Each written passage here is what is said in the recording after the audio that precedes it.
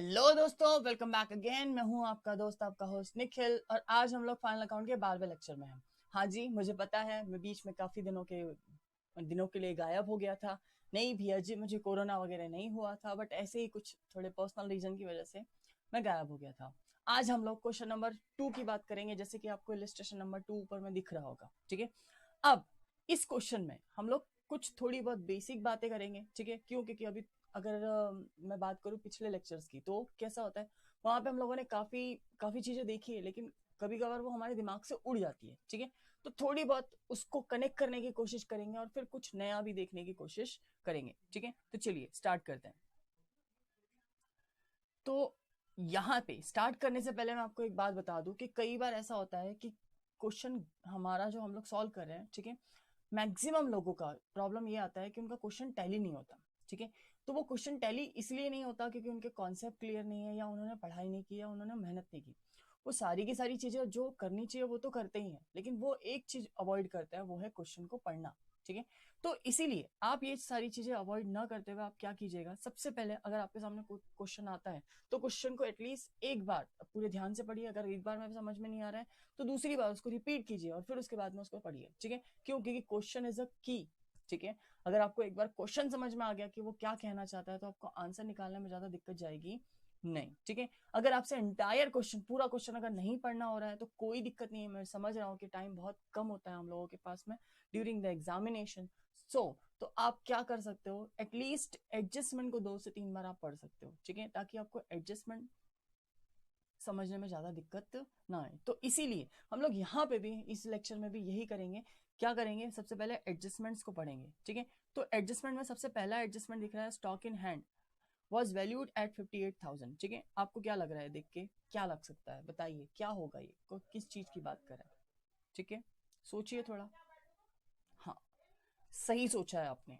आप इसे closing stock बोलना चाहते हैं ना? हाँ जी, ये क्लोजिंग स्टॉक ही है, ये क्लोजिंग स्टॉक की बात कर रहा है। ठीक है, उसके बाद बोल रहा है आउटस्टैंडिंग एक्सपेंस 1500। ठीक है, उसके बाद क्या बोल रहा है वो, आउटस्टैंडिंग एक्सपेंसेस है 1500 रुपए रॉयल्टी का और 800 रुपए आउटस्टैंडिंग वेजेस का। ठीक है, उसके बाद बोल रहा है सैलरी इन एडवांस। ठीक है, इसकी बात करेंगे हम लोग इसी लेक्चर में, इसकी बात करेंगे आउटस्टैंडिंग और एडवांस की, लेकिन अभी पहले बस जस्ट देख लेते हैं। ठीक है, salary paid in advance to staff कितना, 2000 रुपीज, ये एडवांस सैलरी हो गया। क्रिएट बैड डेप्ट 1000 और 3% of the for the provident for doubtful डेप्ट। एंड लास्ट में आपका है 5% on land and building depreciation, और 5% का क्या है, सॉरी 10% का क्या है, फर्नीचर। ठीक है, फर्नीचर के ऊपर में 10% का डेप्रिसिएशन। ठीक है, तो ये क्वेश्चन था। क्वेश्चन में कोई भी चीज या कोई भी ऐसा एडजस्टमेंट है जो आपको नया देखने को मिल रहा है?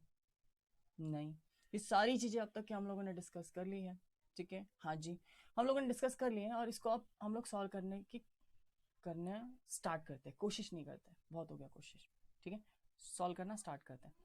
अब देखिए, इसको स्टार्ट करने से पहले कुछ बेसिक बातें या कुछ बेसिक टर्मिनोलॉजी हम लोग डिस्कस कर लेते हैं, उसके बाद में जाएंगे तो ज़्यादा अच्छे तरीके से हम लोग कनेक्ट कर पाएंगे।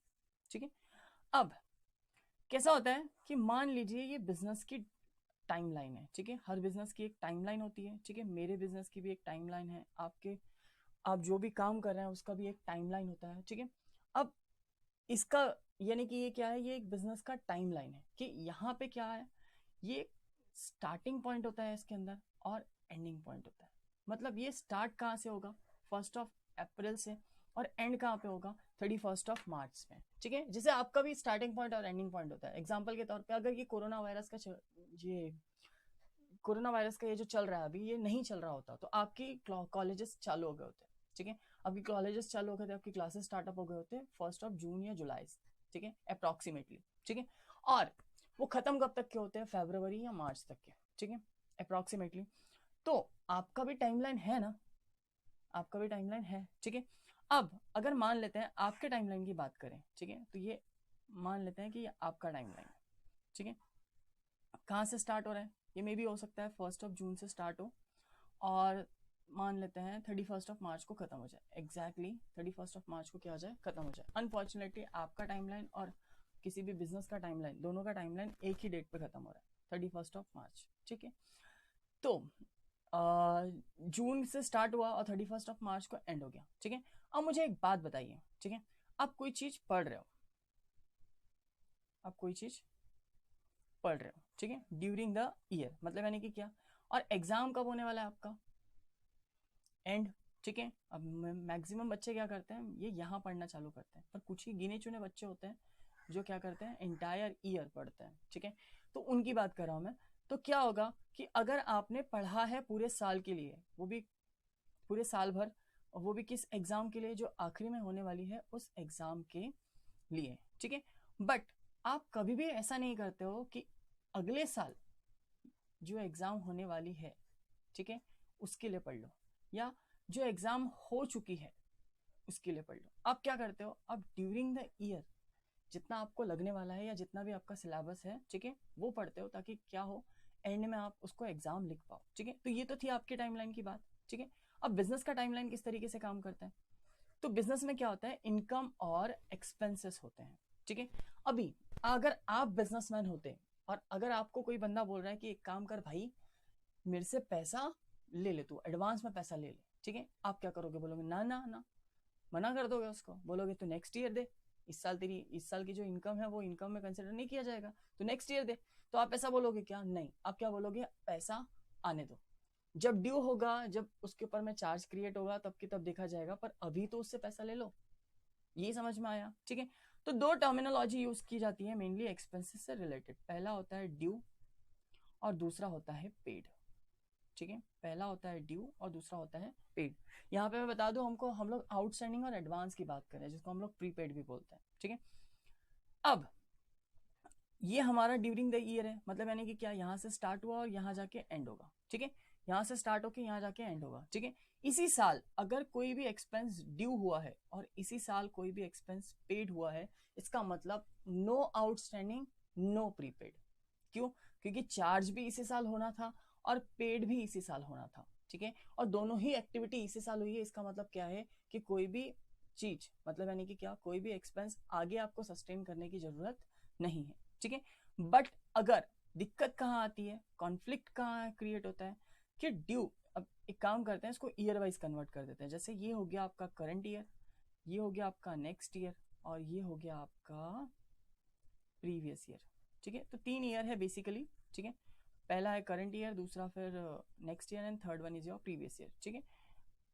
नेक्स्ट, अब करंट ईयर में ही ड्यू हो चुका है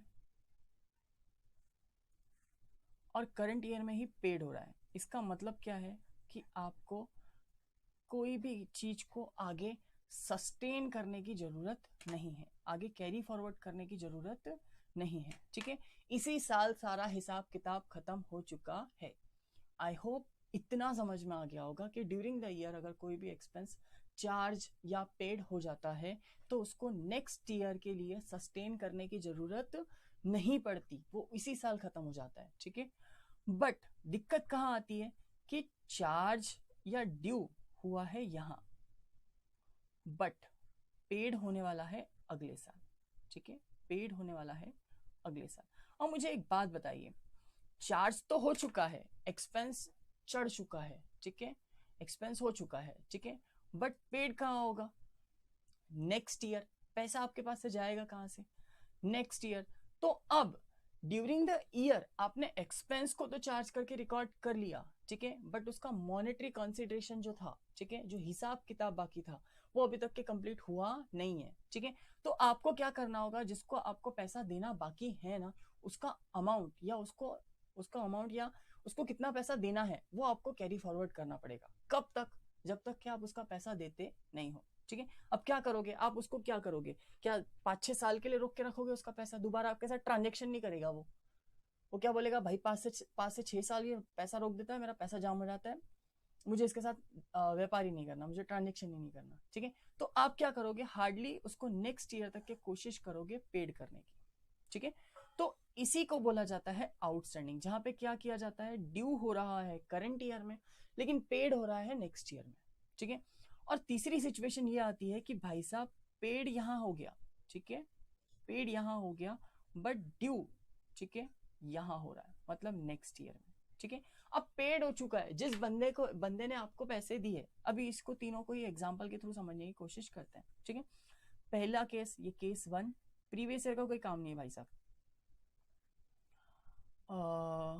केस 2 प्रीवियस ईयर का बता दूं, अगर यही सेम केस, जैसे देखिए अगर नेक्स्ट ईयर की आप अकाउंटिंग कर रहे हो, ठीक है, तो प्रीवियस ईयर क्या बन जाएगा, ये करंट ईयर आपका प्रीवियस ईयर बन जाएगा और ये नेक्स्ट ईयर आपका करंट ईयर बन जाएगा, ठीक है। तो प्रीवियस ईयर में जो भी चीजें बाकी है वो सारी की सारी चीजें सेटल ऑफ होगी या सेट ऑफ होगी कहाँ पे, नेक्स्ट ईयर में, ठीक है, जिसको हम लोग करंट ईयर के नाम से पहचानते हैं। तो वहां पे ये सारी की सारी चीजें होगी, तो वहां पे प्रीवियस ईयर का काम आएगा, अदरवाइज प्रीवियस ईयर का कोई सेंस नहीं बनता, ठीक है। और केस नंबर 3, ठीक है, एग्जाम्पल के थ्रू समझने की कोशिश करते हैं, ठीक है।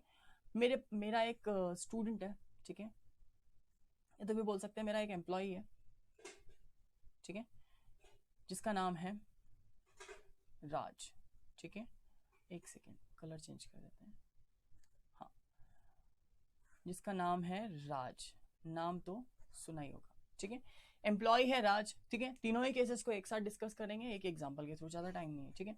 अब इसकी सैलरी है 4,000 रुपए, ठीक है, मंथ, ठीक है। तो ये पूरा 12 महीने का कितना कमाता हूँ, अरे कैलकुलेशन पॉइंट ऑफ व्यू से नहीं रखना मुझे ज्यादा नाटक, एक काम करते हैं, इसकी सैलरी पूरी रखते हैं हम लोग 4 लाख रुपए, ठीक है। 4 लाख रुपए इसकी सैलरी है और इसको बिल्कुल ऑन टाइम मैंने क्या किया, जिस टाइम इसकी ड्यू हुई सैलरी उसी टाइम इसको क्या कर दिया, या 1 से 2 दिन बाद उसको क्या कर दिया, सैलरी को उठा के मैंने पेड कर दिया, ठीक है। तो अब मुझे एक बात बताइए, केस नंबर 1 कहीं पे भी क्या मुझे राज के अकाउंट को कैरी फॉरवर्ड करने की जरूरत है, नहीं, ठीक है। अब कहीं पे भी क्या वो एक्सपेंस के अमाउंट को कैरी फॉरवर्ड करने की जरूरत है, नहीं, क्यों, क्योंकि एक्सपेंस का अमाउंट तो वैसे भी रेवेन्यू होता है और रेवेन्यू की चीजें साल भर के अंदर अंदर वाली है तो तभी रेवेन्यू में जाती है, और साल खत्म मतलब रेवेन्यू का एक्सपेंस का अकाउंट भी खत्म, वो सीधा पीएनएल या तो फिर ट्रेडिंग अकाउंट में चला जाएगा। उसकी बात हम लोग नहीं कर रहे हैं, बात कर रहे हैं उसके अदर प्रोस्पेक्टिव की, ठीक है। अदर प्रोस्पेक्टिव की मतलब यानी कि क्या, कि अब पैसा दिया कि नहीं दिया, ठीक है, और आउटस्टैंडिंग और एडवांस ये दोनों पैसे से रिलेटेड है। अगर पैसा दे दिया तो कोई दिक्कत नहीं, आउटस्टैंडिंग और प्रीपेड का कोई नाटक ही नहीं है, बट अगर पैसा नहीं दिया तो आउटस्टैंडिंग, जैसे केस नंबर 1, ठीक है, 4 लाख ड्यू तो हो चुके हैं राज के, ठीक है, बट मैंने उसको पेड किया है नेक्स्ट ईयर में, ठीक है। तो उस केस में क्या होगा कि 4 लाख रुपए ड्यू हो चुके हैं, ये ड्यू में तो दिखाया जाएगा, एक्सपेंस मतलब सैलरी में तो मेरे 4 लाख रुपए जाएगा, तीनों ही केस में सैलरी में 4 लाख रुपए जाएगा, ठीक है। और बट यहाँ पे नहीं जाएगा, सॉरी, तीनों नहीं, दोनों केस में सैलरी में जाएगा, ठीक है। अब मैंने क्या किया, उसको कुछ एडवांस चाहिए था, मैंने एडवांस दे दिया उसको 2 लाख रुपए मान लेते हैं, ठीक है, सैलरी के तौर पे, ठीक है। अभी तक क्या उसने मेरे यहाँ काम किया है क्या, नहीं किया, ठीक है। अब पेड यहाँ हो रहा है और ड्यू कहाँ हो रहा है, यहाँ पे, ठीक है। तो कौन से ईयर का खर्चा है ये नेक्स्ट ईयर का खर्चा है, और पेड कहाँ किया जा रहा है, करंट ईयर में, ठीक है। तो बताइए रिकॉर्डिंग या एक्सपेंस को चार्ज भी कौन सी ईयर में करना चाहिए, मैंने करना चाहिए इसे नेक्स्ट ईयर में, ठीक है। So that is the reason इसे बोला जाता है एडवांस या बोलते हैं प्रीपेड, ठीक है। आई होप ये समझ में आ गया होगा। तो तीनों चीजों को समरी करते हैं, यानी कि समराइज करते हैं, ठीक है। पहली चीज या पहला केस, ड्यू हो चुका है और पेड हो चुका है, ठीक है, तो उसको क्या बोला जाएगा, no outstanding no prepaid. Due इस साल हुआ, करंट ईयर में ड्यू हो चुका है, बट पेड हो रहा है नेक्स्ट ईयर में, ठीक है, तो उसको क्या बोला जाएगा, आउटस्टैंडिंग। और पेड इस साल हो चुका है लेकिन ड्यू होने वाला है नेक्स्ट ईयर में, ठीक है, तो उसको बोला जाएगा एडवांस या प्रीपेड, ठीक है। आइए अब एडजस्टमेंट की तरफ बढ़ते हैं और सीधा सीधा क्वेश्चन को सॉल्व करना स्टार्ट करते हैं, ठीक है। नेक्स्ट, अब देखिए सबसे पहला एडजस्टमेंट दिख रहा है यहाँ पे, क्लोजिंग स्टॉक कितना, 58,000, बहुत ईजी है, मैं कतई नहीं बताऊंगा ये, ठीक है, ये मैक्सिमम लोगों को पता होगा कि क्लोजिंग स्टॉक कहाँ कहाँ जाता है, ठीक है। तो आइए पहला इफेक्ट कहाँ जाएगा इसका, ट्रेडिंग अकाउंट में, ठीक है, ये कहाँ जाएगा, ट्रेडिंग अकाउंट में, ठीक है। तो यहाँ पे लिखोगे आप बाय क्लोजिंग स्टॉक, ठीक है, कितना आएगा क्लोजिंग स्टॉक, यहाँ पे था 58,000 रुपीज, ठीक है, ये 58,000 रुपीज क्लोजिंग स्टॉक यहाँ चला गया। और सेकेंड इफेक्ट इसका होता है बैलेंस शीट के अंदर, तो ये है हमारी बैलेंस शीट, यहाँ पे बाय टू लिखने की जरूरत नहीं है, आपको पहले से ही पता है, ठीक है। तो ये यहाँ चला गया क्लोजिंग स्टॉक, कितना, ये आ गया आपका 58,000, ठीक है। इस वीडियो को हम लोग 2 हिस्सों में देखेंगे, पहले इसमें हम लोग एडजस्टमेंट्स को देखेंगे एंड सेकेंड इसमें उसको पूरा प्रॉपर तरीके से उसको पुट करेंगे और उसको टैली करने की कोशिश टैली करेंगे, ठीक है। क्यों ऐसा किया जा रहा है, ताकि आपको मैक्सिमम लोगों को या आपको भी दिक्कत आती है एडजस्टमेंट्स में। एक बार अगर एडजस्टमेंट सॉल्व करना आ गया या एडजस्टमेंट समझ में आ गई तो आपको आगे का पोर्शन जो है उसमें ज्यादा दिक्कत नहीं आती, ठीक है। तो इसीलिए एक बार अगर मैं एडजस्टमेंट कर लूंगा, उसके बाद में आप क्या करोगे, इसको एक खुद से ट्राई करोगे, इसको पूरे अमाउंट्स को पुट करोगे और फिर उसके हिसाब से आप प्रॉफिट्स कैलकुलेट करने की कोशिश करोगे, ठीक है। और अगर नहीं आता है तो फिर नेक्स्ट लेक्चर में तो आपको मिल ही जाएगा, लेकिन एटलीस्ट एक बार प्रैक्टिस तो करो, ठीक है, ट्राई करो एक बार। नेक्स्ट उसके बाद आउटस्टैंडिंग एक्सपेंसेस में कौन सा आ रहा है, रॉयल्टी और वेजेस। मैंने अभी बताया आउटस्टैंडिंग का मतलब क्या होगा कि चार्ज तो इस साल हुआ, मतलब ड्यू भी इस साल हुआ है करंट ईयर में, और चार्ज भी इस साल ही हुआ है, ठीक है, मतलब चार्ज इस साल हुआ है, लेकिन पेड अभी तक के कहा नहीं, पेड अभी तक के नहीं हुआ, पेड होने वाला है नेक्स्ट ईयर में, तो इसी को बोला जाएगा आउटस्टैंडिंग, ठीक है।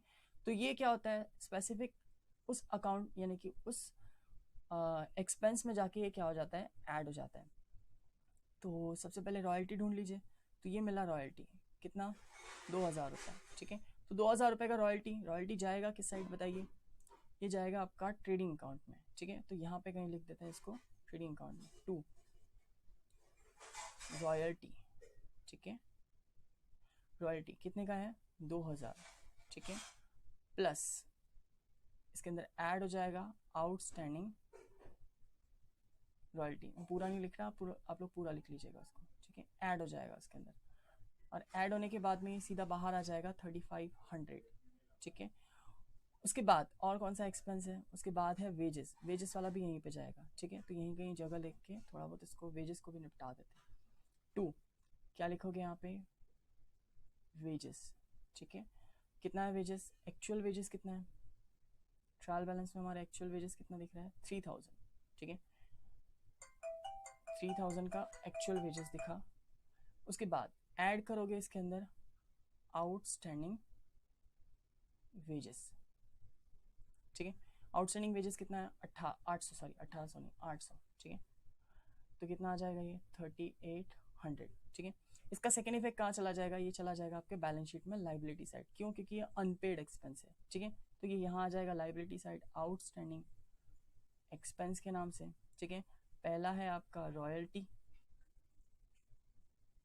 कितना था 1,500, और दूसरा है आपका वेजेस, ठीक है, कितना 800, प्लस करने के बाद में कितना हो रहा है, ये हो रहा है आपका 2,300, ठीक है। कई बार मेरी कैलकुलेशन एरर हो सकती है, मे बी, प्लीज़ आप लोग उसको थोड़ा सा इग्नोर कीजिएगा और अपने मन से उसको सॉल्व कर लीजिएगा, ठीक है। मे बी हो सकता है, वैसे तो मैं कोशिश करूँगा कि इस लेक्चर में ऐसा कुछ मतलब कैलकुलेशन एरर्स ना हो, ठीक है, बट अगर इन दैट केस होता ही है तो भी आप उसको मैनेज कर लीजिएगा, ठीक है। नेक्स्ट उसके बाद salary paid in advance to staff, ठीक है, कितना salary paid in advance to staff कितना 2,000 रुपीज़, ठीक है। अब मैंने पहले ही बता चुका हूँ, एडवांस बोलो या प्रीपेड बोलो कोई फ़र्क नहीं पड़ेगा, इसको कोई दिक्कत नहीं है, ठीक है। एडवांस बोलो या प्रीपेड बोलो कोई फ़र्क नहीं पड़ रहा, ठीक है। नेक्स्ट, तो अब सैलरी, एक्चुअल की सैलरी है कितने की, एक्चुअल की सैलरी है कितने की,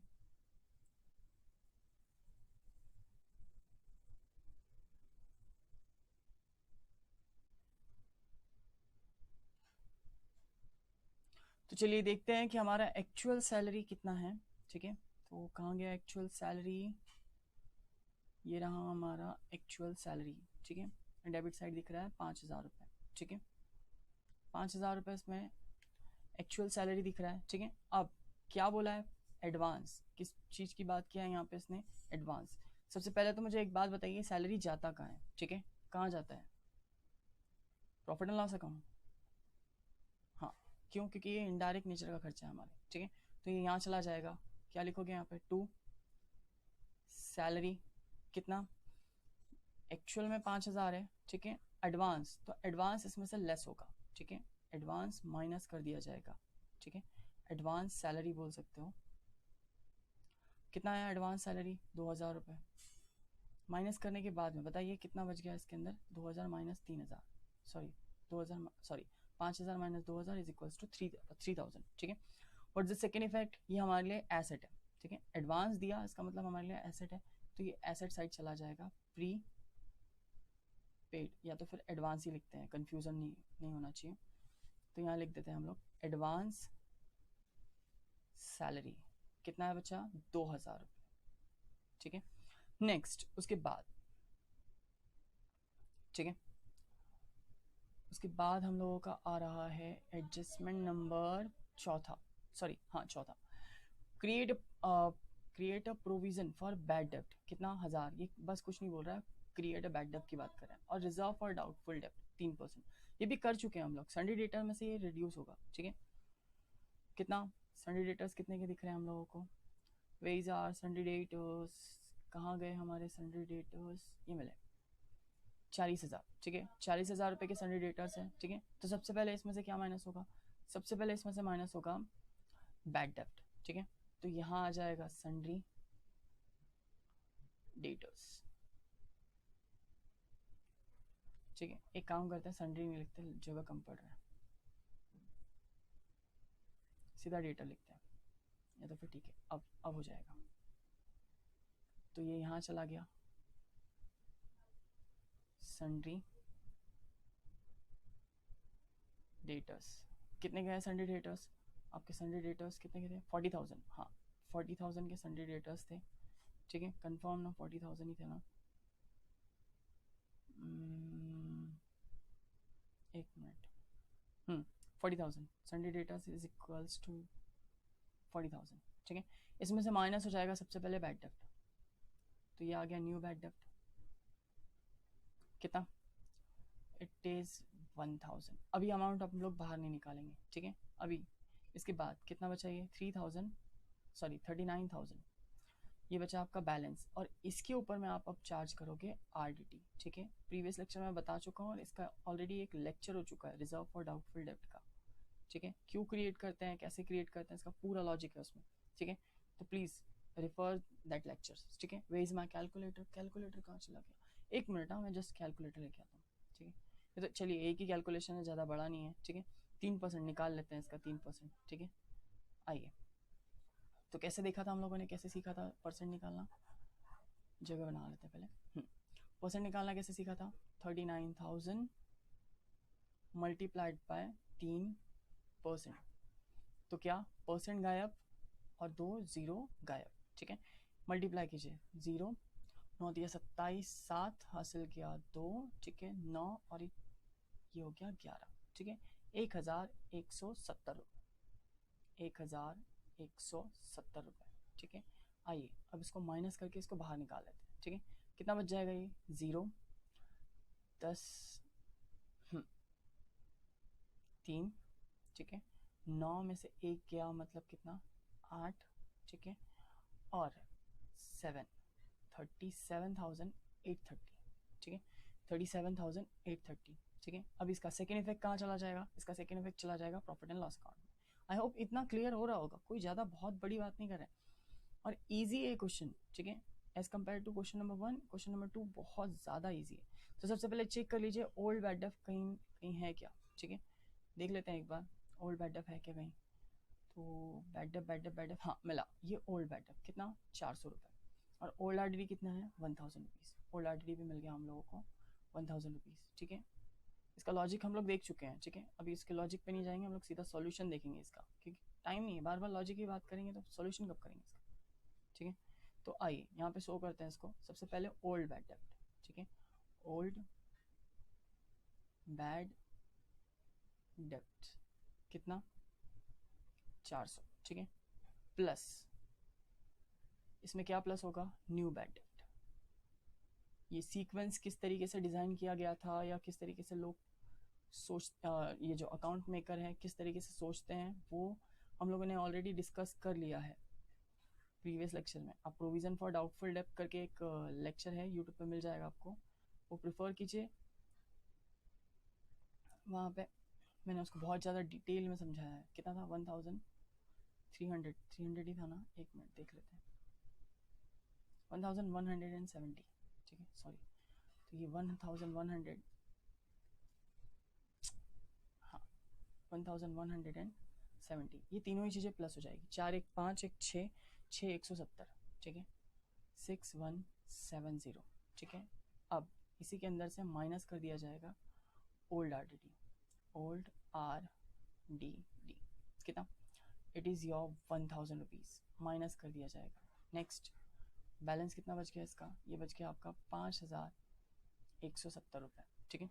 हो गए, इसके दोनों इफेक्ट हो गए। और लास्ट एडजस्टमेंट बाकी है हम लोगों की, वो है डेप्रीसिएशन, लैंड एंड बिल्डिंग और फर्नीचर। ठीक है, तो ये जो एडजस्टमेंट है और इतना जो अमाउंट है पुट करने का, यानी कि ट्रायल बैलेंस में जितना भी अमाउंट बाकी है, ठीक है, पुट करने का, ये मैं आप पे छोड़ता हूँ, छोड़ू कि नहीं छोड़ू, ठीक है, कर लोगे?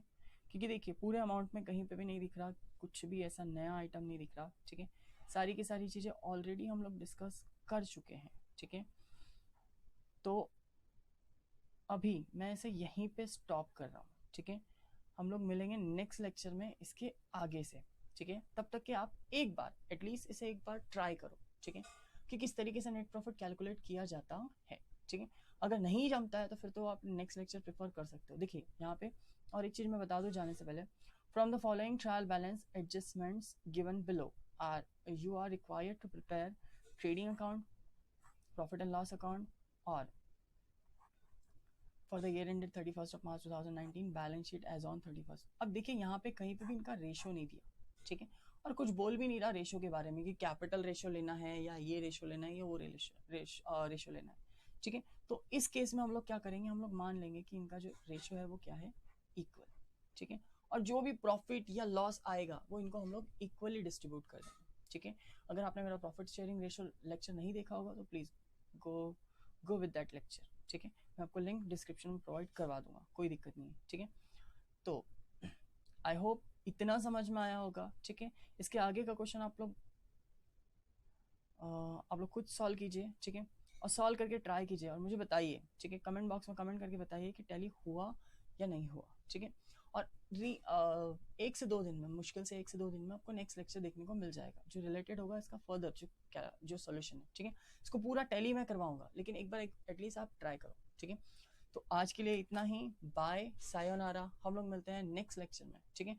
प्लीज़ इसे एक बार ट्राई करना और ट्राई करने के बाद में मुझे जरूर बताना, और गलत होता है तो कोई दिक्कत नहीं है, स्टार्टिंग है अभी, अगर 1-2 बार अगर गलत होता भी है तो कोई फ़र्क नहीं पड़ता, मुझे भी, मैंने 150 प्रॉब्लम्स किए थे फाइनल अकाउंट के, उसके बाद में भी मेरे कई बार गलतियाँ होती थी, तो कोई दिक्कत नहीं है, ठीक है, गलत होता है कोई प्रॉब्लम नहीं है, ठीक है, बट आप वही मिस्टेक को रिपीट ना करो, ये प्रॉब्लम आती है, ठीक है। कई बार क्या होता है कि हम लोग सेम मिस्टेक बार बार करते हैं, तो वो ना करते हुए आप क्या करो, उसमें इंप्रूवमेंट लाओ, ठीक है। क्या होता है कि जब भी हम लोग ना मेनली हम लोग पढ़ क्यों नहीं पाते हैं या हम लोग प्रॉपर तरीके से मार्क्स क्यों नहीं गेन कर पाते हैं, उसका मेन रीज़न होता है कि हमारे पास में डॉक्यूमेंट्री नहीं होती, और हम कॉमर्स वाले हैं भाई साहब, हमारा काम ही है डॉक्यूमेंट्री का, ठीक है। तो इसीलिए जब भी आप क्वेश्चन सॉल्व करो तो सबसे पहले क्या करो, एक छोटा सा डायरी बना लो और उसके अंदर लिख दो कि हमने इस डेट को ये क्वेश्चन को ट्राई किया था और ये प्रॉब्लम उसके अंदर आई थी, ठीक है। तो इससे कैसा रहेगा, आप जब नेक्स्ट टाइम पढ़ने जाओगे तो आप पहले वो डायरी को प्रेफर करना, ताकि आपको पता चल सके कि मैंने लास्ट टाइम इस क्वेश्चन को करते टाइम पे क्या क्या गलतियां की थी, ठीक है। आई होप जितना अभी तक के इस लेक्चर में हुआ है वो समझ में आया होगा। नेक्स्ट लेक्चर में हम लोग इसके आगे की बात करेंगे, ठीक है, और पूरे जितने 10 to 20 क्वेश्चन है इस बुक के अंदर वो सारे के सारे हम लोग सॉल्व करेंगे, ठीक है, ऑनलाइन। तो बने रहिए और देखते रहिए, ठीक है। चलिए, बाय, सायोनारा।